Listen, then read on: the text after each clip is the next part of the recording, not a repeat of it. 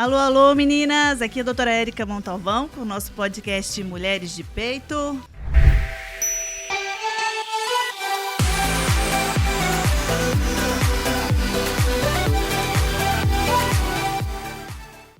Olá, meninas! Hoje eu convidei uma pessoa especial. A conheci de verdade já faz alguns aninhos, né? Daqui de São José dos Campos. Ela é ginecologista e o tema que a gente vai falar daqui a pouco, que é sobre parto humanizado, né? Isso é importante. Kádia, obrigada por você ter vindo. Conta pra mim. Eu que agradeço a todos aqui da equipe também. Então, eu sou Kádia, ginecologista obstetra, sou formada há 17 anos e na verdade, eu me formei, a minha formação é em ginecologia cirúrgica e depois de um tempo eu resolvi vir para cá, para São José dos Campos, né? Depois de mais de 10 anos de formada. E aqui em São José dos Campos eu conheci a questão do parto humanizado, né? O que tão falado, que, né, tem alguns mitos que a gente vai conversar aí um pouquinho mais na frente. E é isso, e aí tô aí nessa luta aí de formiguinha, para levar esse tema aí para as pessoas. Esse tema ele sempre é abordado, né? E é com dificuldade que eu falo, e mesmo sendo da área, que a gente às vezes não consegue explicar o que é o parto humanizado, e tem muitos mitos do que é real, né? E o que é fictício nessa história, e o que não é conflito com nada, é isso que a gente quer colocar. Tá um apartheid nessa história de tipo de parto, falei, que isso está me dando desconforto. Isso né? Isso é verdade. Infelizmente, as pessoas fazem essa divisão, né? Tem o parto cesárea, o parto domiciliar, o parto humanizado. Mas, na verdade, o parto humanizado ele não é nem um parto em si. Ele é um tipo de assistência, né? Exatamente. É uma assistência que inicia lá desde o pré-natal, desde a pré-concepcional até, né? É uma assistência que é baseada em quê? Principalmente no protagonismo da mulher, né? Então, assim, existem 3 pilares que a gente fala que é para o parto humanizado. É o protagonismo da mulher, a medicina baseada em evidências, porque, assim, você sabe, CGO, né? A gente também tem, desde a residência, aquela medicina que passa de pai para filho, né? De médico assistente maior, antigo, e a gente vai promovendo essas condutas, né? Que vão sendo passadas para a gente. E a gente vai aprendendo, vai vendo que aquilo ali, dá certo, tá tudo bem. E vai fazendo, sem saber se aquilo realmente tem uma base científica, se realmente é benéfico, né? Como, por exemplo, a episiotomia, né? Já entrando aqui no lance mais polêmico, Legal, a gente né? vai falar sobre isso também. Então, tem o pilar da evidência científica, que a gente sempre lança a mão, e o pilar do protagonismo da mulher, né? E a fisiologia, a gente preza muito em acreditar na fisiologia do parto e não ficar medicalizando demais, né, todo aquele processo da gestação e do parto. Acreditar que o parto é uma coisa fisiológica e que ele vai acontecer, que basta a gente ter paciência para isso, né? Você falou a palavra-chave, paciência. Dos dois lados. Sim. Mas paciência, né? Sim. Tem um mito daquele parto normal, lindo e glamouroso. O glamour está no depois, na verdade. Sim, né? Com certeza. Mas ele também tem aquele mito de que é rápido. Então, tem que ser uma coisa muito conversada, né? Sim, infelizmente o que eu vejo muitas mulheres têm o medo do parto, né? E optam pela cesárea. O Brasil tem uma cultura cesarista muito grande, muito forte, né?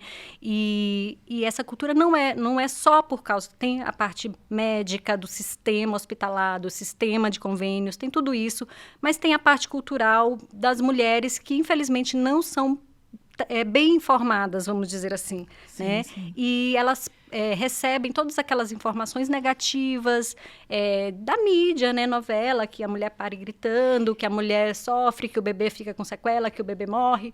Então, assim, tem muito o mito, né? Que leva ao medo do parto e isso leva a grande quantidade de cesarianas aí no Brasil. Então, na verdade, também, né? Parto humanizado não é um tipo de parto, né? É isso que não precisa um tipo tirar porque que tipo de parto? Parto normal, humanizado, cesárea. Não, peraí. A cesárea pode ser humanizada? A cesárea também pode ser humanizada.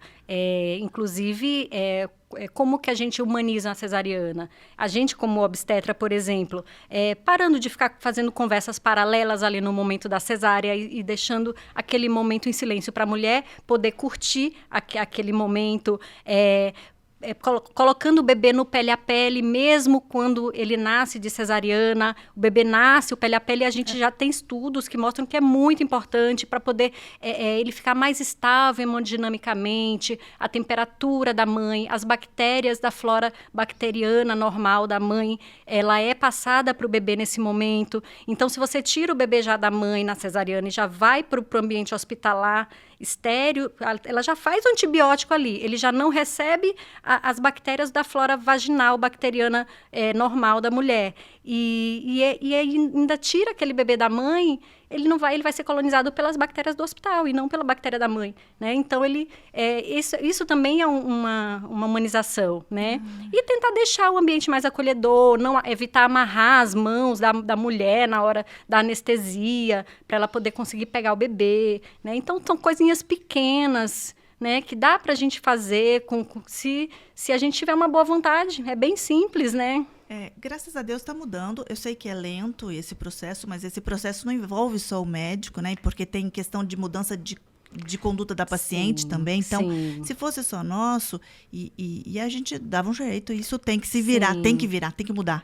Mas não é um processo coletivo, né? É um processo lento, que envolve, assim, realmente muito, talvez o engajamento de todo o sistema, né? Convênios, tudo, porque realmente, pra gente, realmente não é fácil você prestar uma assistência a parto normal, né?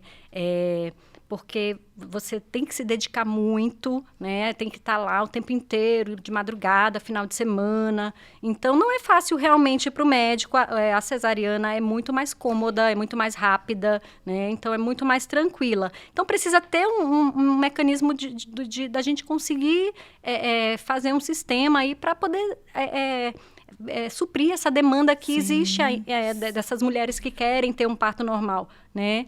É isso. Quando me perguntaram o que é melhor, parto normal ou parto cesariana, eu falei para você que eu tinha dado uma escapada, mas não é escapada. É que assim, como eu não faço esse parto normal nesse processo todo que você faz, eu faço parto normal, tradicional, né? E aí eu falei, olha, eu acredito no parto que dá certo para a mãe e para o bebê. Sim. Se esse binômio para mim tá bom e a paciente também concorda com essa minha colocação e entendeu, com certeza. Então, olha, ok, fechado. Mas esse parto humanizado realmente veio de uma forma a melhorar, né? Sim. Eu acho que essa conduta da mãe tomar partido e consciência do que ela quer e se responsabilizar. Sim, é uma divisão de responsabilidades. Eu acho isso fantástico. Uma coisa que eu ia comentar isso aí.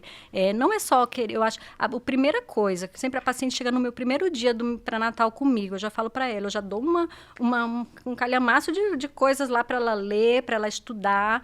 Olha, você tem a sua responsabilidade no parto. Para você poder escolher o tipo de parto que você quer. Tem que se responsabilizar. Você tem que saber qual o risco e benefício de cada um. Por exemplo, você tem 2, 3 cesarianas anteriores, você quer um parto normal, então você vai saber quais são os riscos, tá? Estão aqui os estudos, são esses, tantos % de risco de ruptura uterina e tudo. Então, você também vai se responsabilizar juntamente comigo. Eu vou bancar junto com você, porque você não é obrigada a ser operada por mim, né? Você não está em risco de morte, você não é obrigada a ser operada. Então, mas você tem que estar ciente dos riscos e benefícios de cada parto, né? E durante o pré-natal inteiro, você tem todo esse período para você estudar, para você entender como que funciona o processo, até para poder reduzir os medos, né, relacionados a esse processo, porque a gente tem medo do que é desconhecido, né? E quem participa desse parto humanizado? Sim, então uma coisa que é muito... Um outro pilar do parto humanizado é isso, a equipe multidisciplinar, né? O médico, talvez assim, se os médicos entendessem, os obstetras, que é muito mais fácil trabalhar com a equipe multidisciplinar, Porque o As parto coisas iam mudar, né? ia Mais mudar, rápido. com certeza. A gente, às vezes, desconfia muito, né, de quem está ali do nosso lado, das enfermeiras, das doulas. Eu sei porque eu era cesarista, eu tinha um preconceito contra as doulas, né? Então, uma coisa que fez eu mudar e olhar para o outro lado foi olhar de uma maneira diferente a assistência de uma doula durante um parto. E isso aí me fez ver que realmente olhar com o olhar da mulher e não olhar com o olhar do médico, né? Eu acho que a gente tem que descer um pouquinho do nosso pedestal. E antigamente eram parteiras. Sim, né? Sem Não, estudos. não E os partos existia, era em saíam. casa os partos, né? Então, assim, Não que a gente vai voltar dessa Não, forma. sim. Tem a possibilidade de fazer em Até casa, com porque parteira, mas... isso, existem os riscos E o- também que a gente tem que pontuar, né? E o Então, trabalho... E o Brasil é muito grande, né? sim, Não tem médico em tudo não quanto dá é lugar, conta. né? Não dá conta. Então, é mais um motivo aí para a gente pensar também nessa equipe multidisciplinar, das parteiras, das obstetrizes, que assim, elas são aptas também até a fazer partos, né? Então, Sim. não custa nada a gente trabalhar com uma equipe multidisciplinar e a gente não precisa prestar aquela assistência durante todo o trabalho de parto. A fase inicial do parto, geralmente, as obstetrizes, né, as parteiras que fazem esse trabalho inicial. E aí, quando a mulher já está numa uma fase ativa do trabalho de parto, é que ela vai para o hospital. E aí, é ali que eu entro. Então, assim, fica um pouco mais leve para mim, fica mais tranquilo para a mulher. A chance dela ter uma intervenção, né, é muito menor, porque ela fica menos tempo no hospital, né, aguardando o nascimento do bebê. Então, a gente trabalha com essa equipe multidisciplinar. O papel da doula também é muito importante para incentivo da mulher, não só durante o parto, mas também durante o pré-natal, né? Porque a mulher que já tem a sua doula desde o pré-natal, a doula vai incentivar ela a estudar, vai incentivar, orientar coisas em relação não só ao parto, até no pós-parto também, a amamentação. Então, o papel da doula eu acho essencial aí nessa questão aí da assistência humanizada. Não, perfeito. É importante exatamente. Tendo tudo que se conhece e sabe o que pode vir, gera menos medo. Um dos motivos das pacientes terem medo do parto normal é a dor, né? Sim, com certeza. A dor, ela é inerente ao processo de parto, né? A gente sabe que não existe parto sem dor, né? Lógico, existe mulheres que têm um limiar menor e mulheres que têm um limiar maior para dor, mas em algum momento ali, né, ela vai ter um pouco de dor, algumas mais, algumas menos, e assim, o que a mulher tem que entender é que a equipe, ela tem que confiar na equipe que ela está, né? Porque isso já diminui a adrenalina, diminui a ansiedade, e isso já ajuda a diminuir a dor. A gente vê que o processo fisiológico do parto, quanto mais tranquila a mulher está, mais ela libera endorfinas entre as contrações e menos dor ela vai ter. Então, se ela libera mais adrenalina, se ela está mais tensa, se ela está mais com medo, ela não vai conseguir liberar essas endorfinas, ela vai liberar adrenalina e vai competir ali com a ocitocina, e aquilo ali vai aumentar as dores, vai aumentar mais ainda aquele processo, né? Então, essa era uma das dúvidas, porque as pacientes chegam com a queixa, eu não quero sentir dor, a primeira coisa que ela fala às vezes, né? Aí não tem como, tem que se preparar para a dor. O parto não tem muita saída. Em relação a essa parte de dor, eu acho que também eu acho que vale a pena a gente citar essa duração do trabalho de parto, porque Sim. Na novela é uma coisa, né? Assim, as mulheres falam, mas eu não quero um parto longo. Mas, gente, o parto, ele vai ter a hora que ele tiver. Assim, o bebê, ele vai nascer na hora que ele tem que nascer. Assim, infelizmente, esse mundo moderno, né, da gente mulher controlar. Imediatismo. A gente as mulheres são muito controladoras, né? A gente quer controlar tudo, quer tudo certinho. É o que eu falo para as minhas pacientes, olha, você tem que se entregar para o processo. Não tem jeito, você tem que esquece aquela mulher que você é racional, controladora, né? E entra a mulher irracional, a mulher bicho, a mulher que vai confiar nos seus instintos. Você não é para você pensar quanto que tem de dilatação, quanto tempo vai demorar. Se entrega para o processo e espera. Eu acho o que trabalho essa de parto entrega, é esperar. Independente do tipo de parto, só traz benefício. para o profissional que está fazendo parto, para a paciente, para o pós-parto, para a amamentação. Sim, é isso mesmo. Nossa, é impressionante, assim. Depois que eu comecei a trabalhar com assistência humanizada, com parto humanizado, que, assim, eu percebi que quanto mais eu esperava o processo, mais vinha por parto normal, porque às vezes no começo eu tinha medo, eu não esperava tanto, ficava ali, tem que botar ocitocina, será? Boto, não boto, sabe? Aí acabava virando cesariana, né? Porque eu botava ocitocina, o bebê entrava em sofrimento, fazia cesariana.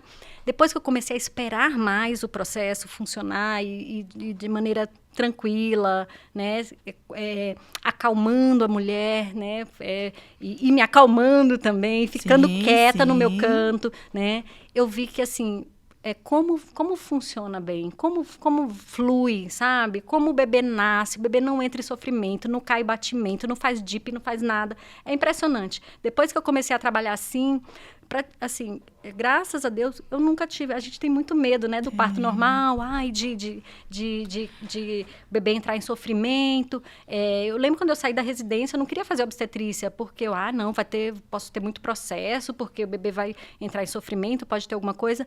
Depois que eu comecei a fazer parto humanizado, eu nunca tive um bebê que nasceu com ápiga baixo por causa do parto, sabe? Minha faculdade, minha residência é de parto normal, na verdade. Eu sou do interior, né? Eu fiz em Minas, então é parto normal, muito mais fácil. A gente fazia muito mais fácil parto normal. Eu realmente, agora, eu não faço tanto parto normal assim. Mas eu acredito que essa mudança de atitude dos médicos e assumir essa responsabilidade pelas pacientes tem melhorado. Sim, não, né? tem sim. Graças a Deus tem aumentado aí. E a gente sabe que no Brasil, estatisticamente, as cesarianas são muito maiores, né? O Brasil é o segundo campeão, né? O segundo maior campeão em cesarianas, né? Perdendo Acho que só para a República Dominicana, se eu não me engano. Então, 90% na rede suplementar, né? Convênios e particulares. E 56% no SUS. Então, geralmente chegam pedindo, né, cesárea, às vezes. E às vezes cabe o médico orientar, às vezes ela consegue mudar de ideia, mas assim... Eu acho que é o respeito pelo que a paciente quer, né? E as experiências de outras pessoas não tomar como sua. Isso é verdade. Já chegam, mas o parto de outra pessoa que ela conhece foi muito ruim, deu problema. Não, infelizmente a gente sabe que realmente existem muitos partos normais no Brasil que dão errado mesmo, né? Que o bebê nasce mal, o bebê fica com sequela. E, infelizmente, a gente acaba culpando o parto normal em si, mas não é o parto normal. A gente sabe que é assistência a esse parto, né?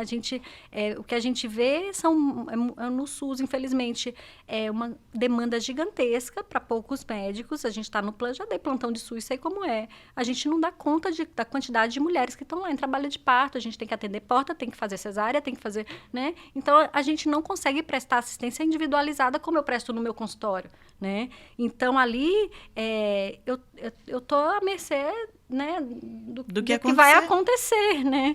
Então, se o bebê começar a entrar em sofrimento e eu tiver numa cesariana eu não vou poder dar assistência ali, né? Então, assim, acontece. Infelizmente, é uma assistência que a gente não consegue dar conta, né?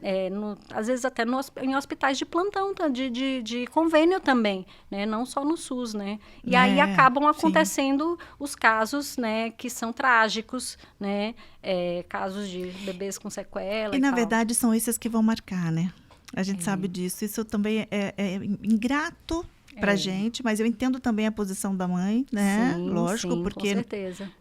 Quem está vivendo isso é que sabe realmente descrever, né? É isso mesmo. Então, acho que assim, a primeira coisa é a gente tentar sempre, quando for atender, independente de obstetrícia, de gineco ou clínica, seja o que for, se colocar no lugar da paciente, do paciente que estiver na sua frente, até para conversar, né?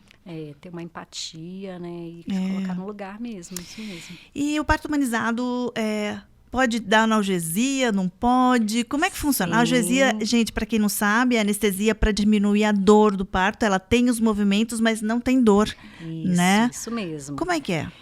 É como você falou, a mulher, vou ter o parto normal, mas eu não quero dor. Então, assim, a gente pode dar analgesia, mas a analgesia, ela não vai garantir a você que vai ter 100% de tirar a dor 100%, né? Ela é para reduzir a dor. À medida quanto mais ela tira a dor, mais ela vai reduzir um pouco o movimento da musculatura ali das pernas. Eu sinto e da muito força, isso. né? Então, assim, o que a gente vê é uma analgesia boa, que ela reduz bastante a dor e a mulher consegue movimentar. Mas o que a gente vê na prática é que, assim, algumas vezes isso não acontece. Realmente acaba retirando completamente o movimento das pernas da mulher e aí acaba que aquele parto acaba não evoluindo Evoluindo porque para uma cesárea, às vezes, que talvez pudesse ser normal se não tivesse analgesia.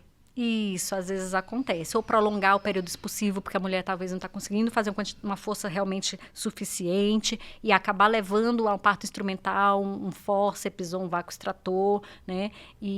Então, tudo isso tem que ser conversado no pré-natal com a mulher que quer ter uma analgesia, que tem a possibilidade de fazer realmente analgesia. O momento de fazer analgesia é o momento que a mulher solicita, né? Mas para ela solicitar, que eu te falei no começo, ela tem que saber os riscos e benefícios de cada intervenção, né? Cada intervenção que é feita naquele parto tem seus benefícios, mas pode ter seus riscos, né? Então, ela tem que estar consciente de tudo o que vai acontecer ali. Então, no meu pré-natal, eu costumo fazer assim. Eu tiro um dia só para discutir o plano de parto, né? Que no plano de parto a gente vai falar sobre essas possíveis intervenções. Romper a bolsa, quando que a gente deve romper bolsa, quando que não deve romper bolsa, quais são os riscos, quais são os benefícios, ocitocina, quando que é colocado a ocitocina, analgesia de parto, né? Qual é o risco-benefício da analgesia, será que, para quando que eu devo pedir analgesia, e aí cada mulher faz sua escolha, né? Então a escolha é da paciente, isso é importante. Isso, a escolha é da paciente, assim, a gente trabalha, até no SUS também, a mulher tem direito, né, à analgesia, tem até lei que diz que ela tem direito à analgesia, infelizmente é pela quantidade de anestesistas, não cabe, né? Não dá para fazer em todo mundo, né? Mas a mulher tem que estar ciente de que ela tem esse recurso sim, né? Não precisa ir direto para uma cesárea por causa da dor. Ela pode primeiro tentar o recurso da analgesia, se mesmo com a analgesia ela não está aguentando, não tá suportando, aí ela vai para cesárea, né? Mas assim, acho que é tudo combinado, não tem problema nenhum. E agora a gente vai entrar numa discussão que é importante. Eu acho que, primeiro, não é para taxar nada, é para desmistificar e melhorar essa relação que é a violência obstétrica, né? O que é a violência obstétrica no parto? Porque pode ter na cesárea também. Sim, e até no pré-natal, né? Durante a gestação inteira, né? A gente considera a violência obstétrica. É um termo que às vezes a gente acha, né? Meio assusta, pesado. Né? É muito pesado, né? Eu acho um termo pesado. Eu acho também. Né? Parece que é um termo que condena só nós, obstetras, né? Mas não é um termo relacionado só aos obstetras, né? A qualquer pessoa, até a pessoa da recepção que está prestando assistência para aquela gestante, né? Então, a violência obstétrica é qualquer agressão feita a essa mulher que está gestante, física ou emocional, né? Se ela se sentiu agredida física ou emocionalmente, ela já é considerada uma violência obstétrica. Você falou alguma coisa ali no momento do exame, ela foi no plantão e falou alguma coisa, mas você quer ter mais filhos, não sei o quê, não pode ter mais filhos, né? Seu útero tá assim, às vezes a gente ouve isso, né? 3, 4 cesarianas anteriores, não, você não pode mais engravidar, e assim, às vezes falando de uma maneira ríspida, ou alguma conduta que é feita sem o consentimento e sem a informação para essa mulher, né? Às vezes no plantão você vai lá, faz um toque, tá um colo pérvio, você já aproveita, descola a bolsa ali daquela mulher, né? E não avisou para ela, né? Às vezes ela nem sabe que foi que aconteceu, mas ela percebeu que foi um toque diferente, que ela sentiu mais dor. E eu já tive pacientes assim, doutor, eu acho que o médico descolou minha bolsa, e ela já fala isso para mim assim, chorando, sabe? Então, queira ou não, isso foi uma violência obstétrica Sim. com ela, né? Uma cesariana sem indicação e sem informação. Olha, você veio no hospital, tá com dor, tá com contração, mas você não tem dilatação e já tá com 40 semanas, tem que fazer cesariana. Então, isso é uma violência obstétrica também, porque você tá, assim, passando uma informação errada para essa mulher, né? Então, depois elas acabam descobrindo, depois que o bebê já nasceu, que aquela cesárea foi sem indicação. É que eu acho que o termo não foi muito feliz. Na verdade, de violência obstétrica. De verdade, eu acho isso. Talvez eu acho que é um termo muito pesado. Podem ser coisas pesadas realmente, como uma manobra de Cristelé, né? É uma episiotomia sem informação, sem consentimento para a mulher. Inapropriedade obstétrica, eu acho que daria também certo. Mas assim, a violência pesa no sentido de condenação. Entendeu? Mas assim, se foi o que você falou, qualquer situação é uma violência obstétrica. Né? Mas eu acho que o termo não foi muito feliz, né? Eu acho que foi um termo um pouco pesado mesmo. Eu acho que quem fez esse termo aí não era. Aí acaba que pegou, né? E aí acaba que a gente Sabe por quê? Porque a gente percebe, né? que algumas coisas instigam coisas piores de coisas que podiam ser boas. É verdade. Né? Aí a violência obstétrica já começa na fala. A mulher já vem, às vezes, na defensiva. Exato. Então, assim, eu acredito muito de trocas, de papo, de energia, de cuidado. E lógico que a gente está numa posição diferenciada, porque a gente detém o conhecimento. Então, não pode embarcar na mesma vibe. Quem chega, qualquer tipo de paciente, qualquer pessoa, na verdade. Mas quando não vem com essa rispidez, as trocas são mais leves, né? Mais fáceis. Mas assim, a gente está aqui exatamente isso, para desmistificar. Pra colocar o dedo na ferida. E existe, a gente comentou aquela hora, um tempo de evolução de trabalho de parto. Eu vou bater nessa tecla, porque elas pedem tempo, 12 horas, 24 horas. Eu sei que é pessoal, depende de como ela chega. Mas máximo, existe mínimo... uma média, né? Primeiro filho, geralmente 12 horas de trabalho de parto. O segundo filho, geralmente, é um pouco menos, né? É uma média, mas assim, eu já tive pacientes que ficaram 24 horas em trabalho de parto.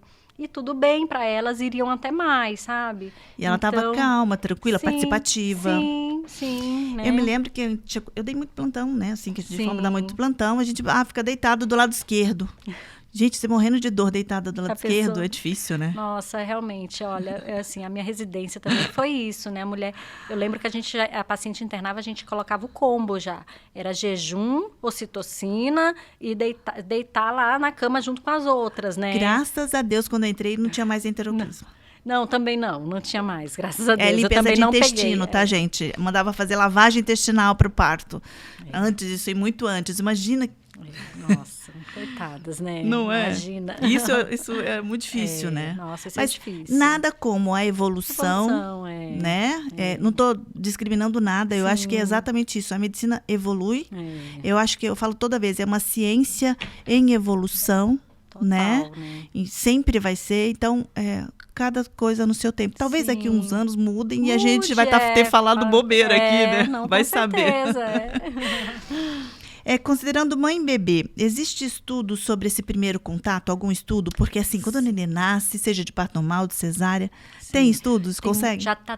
Tem muitos estudos, né, relacionados aos benefícios do parto normal, né, em relação a essa questão da passagem do bebê pelo canal do parto, né? Não só pelo contato pela pele, mas a passagem do bebê pelo canal do parto. Em primeiro lugar, ele passar por todo o processo de trabalho de parto, né? Em primeiro lugar, que já diz que ele está pronto para parir, para nascer, para estar aqui nesse mundo de louco, né?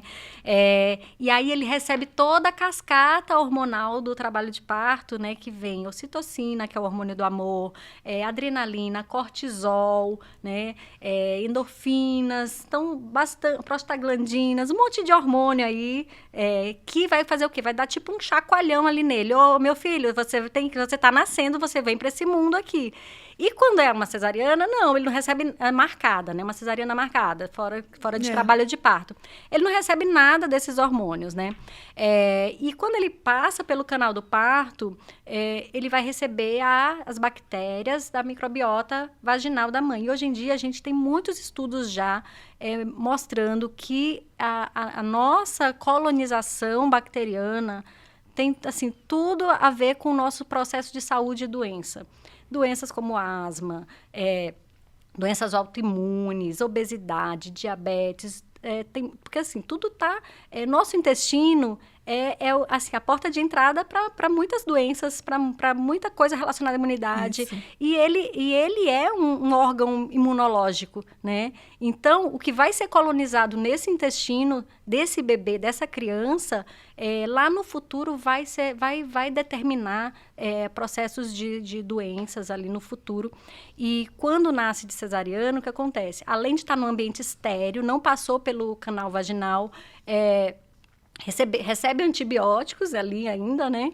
E aí, principalmente se não tiver o contato pele a pele, aí que não pegou ainda lógico, no momento ali ele vai ter o contato e tudo, mas essa primeira colonização, ela é muito importante. E hoje em dia já tem muitos estudos sendo feitos e relacionando essa diferença de microbiota de bebês que nasceram de parto normal e de bebês que nasceram de cesariana. Certo. Eu esqueci de comentar, e a gente vai ter que falar um pouquinho, episiotomia. Sim, também é hoje em dia...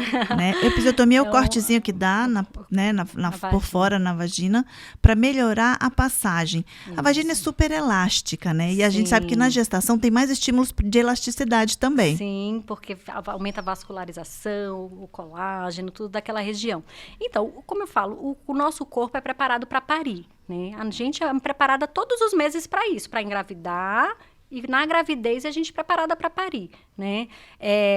O problema é que a medicina, ela patologizou um pouco o parto, levou o parto para o hospital e o que acontece? Ela acabou querendo acelerar esse processo, né, de parto normal, justamente porque a demanda de hospital é muito grande, né? Você tem que ter uma paciente ali, uma atrás da outra. Então, e aí arrumou protocolos ali para aquele parto, né? Que é aquela mulher que vai nascer, que o bebê vai nascer ali.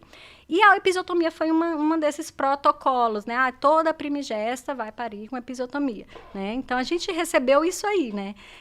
Nas nossas residências mais antigas. E algumas vezes, a gente, mesmo sabendo que era para toda paciente de fazer episo, principalmente primigesta, né? A gente, às vezes, percebia que não precisava, que ia só aquela pelezinha que abria. A gente tinha ali né? Então, assim, o que eu vejo na minha prática, hoje em dia... depois que eu comecei a fazer o parto humanizado, realmente, eu nunca mais precisei fazer episiotomia. Graças a Deus, assim, nunca tive necessidade. Eu vi que, o bebê está em sofrimento, tem que nascer rápido. Eu sempre ando com o meu vácuo extrator no carro. Eu sei que alguns hospitais não têm, né? Então, o que eu faço? Eu uso o vácuo extrator. Vai lacerar? Pode lacerar, né? Mas, assim, o que eu penso? A laceração, ela é mais fisiológica do que um corte. Entendeu? Então, quando você tem a laceração de parto, você desconecta as fibras ali musculares, né? E quando você vai fazer o corte da episiotomia, você corta as fibras. Então, a mulher tem mais chance de ter mais dor, mais chance de ter mais infecção. Então, assim, é ainda controverso, a OMS ainda não é proscrito a episiotomia, né? Mas eu acho, assim, que ela cabe em pouquíssimos casos. Talvez um caso realmente que o bebê está entrando em sofrimento e você não tem a possibilidade de fazer um parto instrumental para aquele bebê nascer mais rápido. Enfim, assim, na minha prática, realmente, eu não tenho feito mais e eu acho que não cabe mais. Isso a gente vai... Mesmo quem não é, né, do parto... Já está observando que não tem. Já observa que, às vezes, não precisa fazer, né? Eu nunca tive uma laceração de 4º grau, por exemplo. De 3º grau, eu conto nos dedos de uma mão, para você ter uma ideia. Então, assim, laceração de 2º grau, a episiotomia já é um corte de 2º grau, né? Então, para quem não sabe, né, a de segundo grau é quando corta o músculo e a pele, né, a mucosa. De terceiro grau é quando corta a musculatura do ânus, né? E de quarto grau é quando corta a musculatura e a mucosa do ânus, são lacerações mais graves. Então, assim, pelo menos a gente já consegue entender melhor e a paciente consegue, quem estiver ouvindo, consegue ter algumas ideias.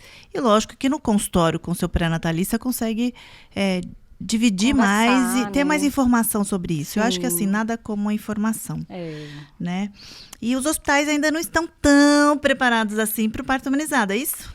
Assim, aqui em São José, eu acho que a gente até tem uma estrutura melhor. Uma estrutura boa já, viu? Assim, eu participo de alguns grupos de WhatsApp de médicos humanizados, vamos dizer assim, que eles trabalham, às vezes, interior da Bahia, interior de outros locais do país. E realmente existe muito preconceito. Às vezes parece que a gente está cometendo um crime ali, sabe? Com aquele parto na banqueta, na mulher de cócoras, com a blusa apagada, né? Aqui eu ainda sinto isso, sabe? Ainda sinto alguns casos um pouco de preconceito, às vezes de um pediatra do plantão, que vê aquela cena e ele às vezes não quer muito chegar perto. Interagir. Parece que, essas doidas aí. Mas olha, eu vou falar uma coisa para você, eu falo para todo mundo, eu tenho para mim. Alguém tem que começar. Isso é verdade.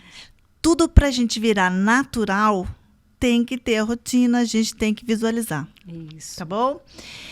Olha, esse papo tá maravilhoso. Eu quero perguntar uma última coisa para te deixar livre, para você deixar o seu recado para as mulheres que pensam em parto, né, em se gestar, né? Sim. Algum recado que você queira passar da sua convivência, das suas condutas? Sim, olha, o principal que eu quero comentar com as mulheres que estão ouvindo a gente aí, mulheres, se informem, né? Peguem o seu parto para você. O parto não é do médico, o parto não é do hospital, não é do plantão, o parto é seu. Então, para isso, para você não se arrepender lá na frente de uma coisa que você não fez, de uma coisa que você não fez por falta de informação, você que está aí tentante ou que está grávida, procura informação. Hoje em dia é tão fácil, na internet tem tanta coisa. Lógico que às vezes tem coisa até demais, que às vezes a gente até nem sabe onde procurar. O importante da internet é você saber o que fonte, que não é seu também, né? Isso. Então, assim, se informe sobre a fisiologia do parto, sobre as possíveis intervenções que podem acontecer no seu parto. Se possível, procurem uma doula para elas te orientarem. Geralmente, tem muitas doulas que são muito boas, que têm bastante informação. E eu acho que é uma profissional que vai te apoiar aí nesse momento. E o principal é isso, tentar se informar o máximo possível, discutir com o seu médico, não é ir também com 5 pedras na mão e já... chegar de coração aberto, conversar, doutor, o senhor faz isso, faz aquilo. Se ele não faz, tudo assim, também a prática dele, né? Ele também não é obrigado, ele aprendeu assim, eu acho que... E outras vezes ele não quer fazer dessa forma aí, né? Tá em outro estágio, mas tem colegas que fazem e a gente entrega com toda facilidade a paciente no pré-natal, né? Sim, não, com certeza, é isso. Procurar uma equipe que esteja alinhada com os seus desejos. Perfeito. Né? Kádia, que delícia de conversa. Muito, muito, muito obrigada pela sua... Eu sei que sua agenda é uma loucura. Ainda bem que ninguém nasceu nessa tarde. Senão a gente não ia conseguir gravar. Eu fiquei com medo disso também. Eu pensei nisso. Falei, mas tudo bem, a gente remarcaria sem problema nenhum. Tá bom. Tá? Eu que agradeço demais o carinho seu e de toda a equipe aqui da Horta. Obrigada. E dá seu recado, fala onde te acha no Instagram, como é que é?